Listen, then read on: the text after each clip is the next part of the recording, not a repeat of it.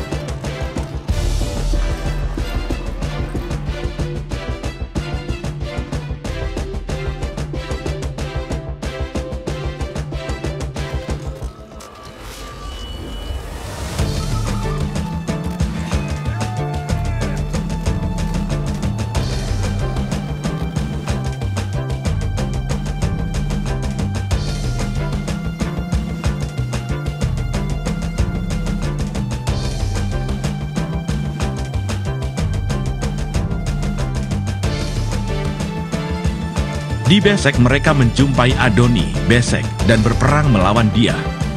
Dan mereka memukul kalah orang Kanaan dan orang Feris. Tetapi Adoni Besek melarikan diri.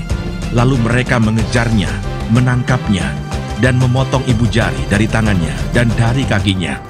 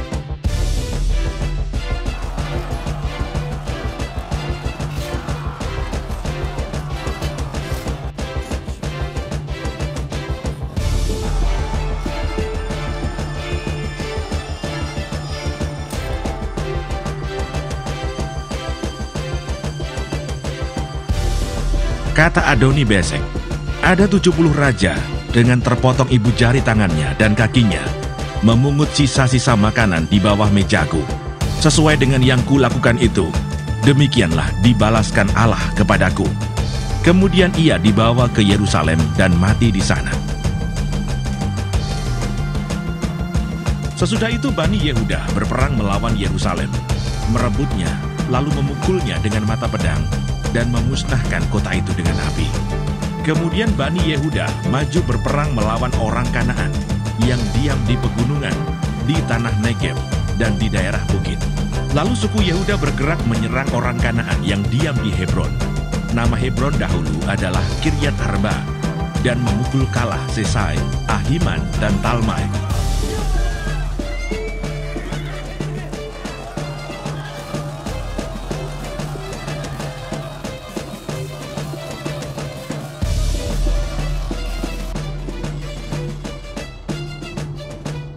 Dari sana mereka bergerak menyerang penduduk Debir.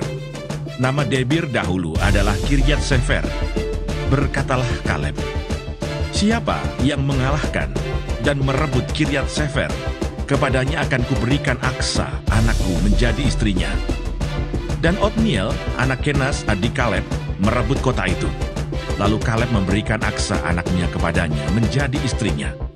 Ketika perempuan itu tiba, dibujuknya suaminya untuk meminta sebidang ladang kepada ayahnya. Maka turunlah perempuan itu dari keledainya, lalu berkatalah Kaleb kepadanya, "Ada apa?" Jawabnya kepadanya, "Berikanlah kepadaku suatu hadiah. Telah kau berikan kepadaku tanah yang gersang. Berikanlah juga kepadaku mata air." Lalu Kaleb memberikan kepadanya mata air yang di hulu dan mata air yang di hilir. Keturunan Hobab ipar Musa, orang Keni itu, maju bersama-sama dengan Bani Yehuda dari kota pohon kurma ke padang gurun Yehuda di tanah Negeb dekat Arad. Lalu mereka menetap di antara penduduk di sana. Yehuda maju bersama-sama dengan Simeon saudaranya itu. Lalu mereka memukul kalah orang Kanaan, penduduk Sevat. Mereka menumpas kota itu. Sebab itu kota itu dinamai Horma. Selanjutnya suku Yehuda merebut Gaza dengan daerahnya, Askelon dengan daerahnya, dan Ekron dengan daerahnya. Dan Tuhan menyertai suku Yehuda, sehingga mereka menduduki pegunungan itu. Tetapi mereka tidak dapat menghalau penduduk yang di lembah, sebab orang-orang ini mempunyai kereta-kereta besi. Kepada Kaleb telah diberikan Hebron, seperti yang dikatakan Musa dahulu, dan dari sana telah dihalaukannya anak Enak yang 3 itu. Tetapi orang Yebus, penduduk kota Yerusalem, tidak dihalau oleh Bani Benyamin. Jadi orang Yebus itu masih diam bersama-sama dengan Bani Benyamin di Yerusalem sampai sekarang. Keturunan Yusuf juga maju menyerang Betel, dan Tuhan menyertai mereka. Keturunan Yusuf menyuruh orang mengintai Betel itu. Nama kota itu dahulu adalah Luz. Ketika pengintai-pengintai itu melihat seorang keluar dari kota itu, maka berkatalah mereka kepadanya, "Tolong tunjukkan bagaimana kami dapat memasuki kota ini, maka kami akan memperlakukan engkau sebagai sahabat." Lalu ditunjukkannya lah kepada mereka bagaimana mereka dapat memasuki kota itu, dan mereka memukul kota itu dengan mata pedang. Tetapi orang itu dengan seluruh kaumnya dibiarkan mereka pergi. Orang itu pergi ke negeri orang Het dan mendirikan di sana sebuah kota yang dinamainya Luz. Demikianlah nama kota itu sampai sekarang.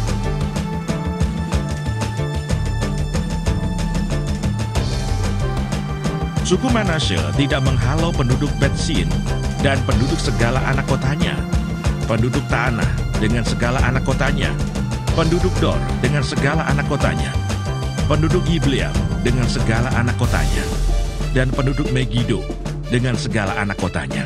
Sebab orang Kanaan itu berkeras untuk tetap diam di negeri itu. Setelah orang Israel menjadi kuat, mereka membuat orang Kanaan itu menjadi orang Rodi, dan tidak menghalau mereka sama sekali. Suku Efraim pun tidak menghalau orang Kanaan yang diam di Geser, sehingga orang Kanaan itu tetap diam di tengah-tengah mereka di Geser. Suku Zebulon tidak menghalau penduduk Kitron dan penduduk Nahalol, sehingga orang Kanaan itu tetap diam di tengah-tengah mereka, walaupun sebagai orang Rodi. Suku Asher tidak menghalau penduduk Ako, penduduk Sidon serta Ahlab, Aksib, Helba, Afek, dan Rehob, sehingga orang Asher itu diam di tengah-tengah orang Kanaan, penduduk asli di negeri itu, sebab orang-orang itu tidak dihalaunya. Suku Naftali tidak menghalau penduduk Bet-Semes dan penduduk Bet-Anat, sehingga mereka diam di tengah-tengah orang Kanaan, penduduk asli di negeri itu. Tetapi penduduk Bet-Semes dan Bet-Anat itu menjadi orang Rodi bagi mereka. Orang Amori mendesak Bani Dan ke sebelah pegunungan dan tidak membiarkan mereka turun ke lembah. Dan orang Amori itu berkeras untuk tetap diam di Har-Heres, di Ayalon, dan di Saalbim, walaupun mereka mendapat tekanan berat dari keturunan Yusuf, sebab mereka menjadi orang Rodi.